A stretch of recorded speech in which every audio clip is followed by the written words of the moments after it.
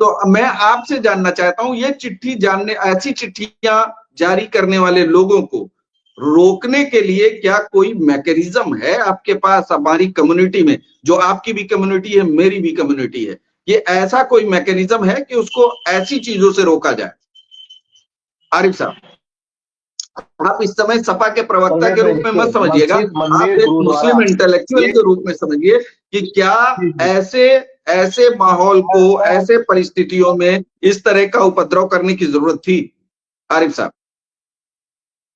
मैं बता रहा हूँ। तो देखिए, ऐसा है कि 200 साल पुरानी मस्जिद है और मुकामी के साथ साथ उस कॉलेज में पढ़ने वाले या जॉब करने वाले लोग भी उसमें नमाज पढ़ते चले आ रहे हैं। ये परंपरागत है।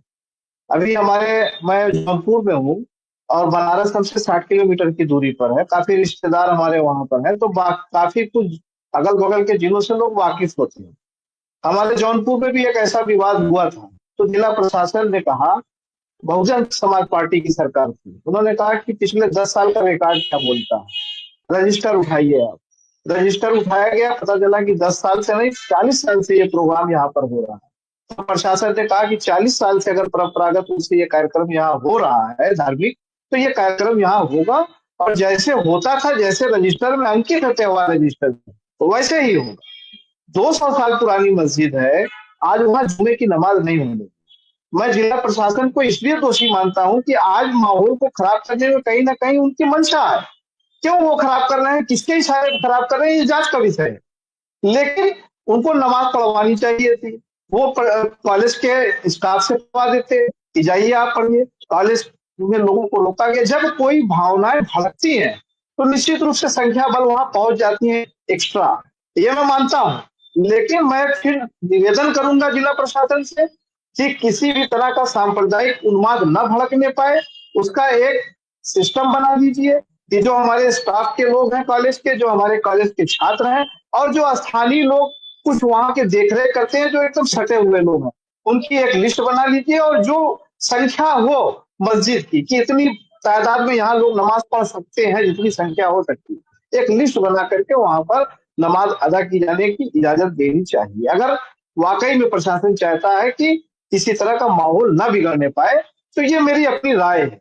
एक सिस्टम ये बनाना चाहिए। मैं किसी भी धर्म के खिलाफ नहीं हूँ। मेरे पिताजी यहाँ दुर्गा पूजा की स्थापना किया। मेरे पिताजी ने कई मंदिरों में निर्माण में उनका योगदान रहा। यहाँ की धार्मिक संस्था है गीतांजलि, उसके लगातार वो अध्यक्ष, उपाध्यक्ष, महामंत्री रहे और आज सबसे वरिष्ठ सदस्य वही हमारे अध्यक्ष उक्त संस्था के अध्यक्ष को चुनते हैं। मैं खुद तमाम संगठनों से जुड़ा हुआ हूँ। इसी मजहब में क्या मैं पूछना चाहता हूँ, श्रीपति मिश्रा जी जिस तरह से चैलेंज कर रहे थे, युवा है, थोड़ा जोश होता है। हम लोग भी जब युवा थे तो जोश में बोलते थे। क्या गंगा के पानी से कोई वजू करने जाएगा तो आप रोक देंगे?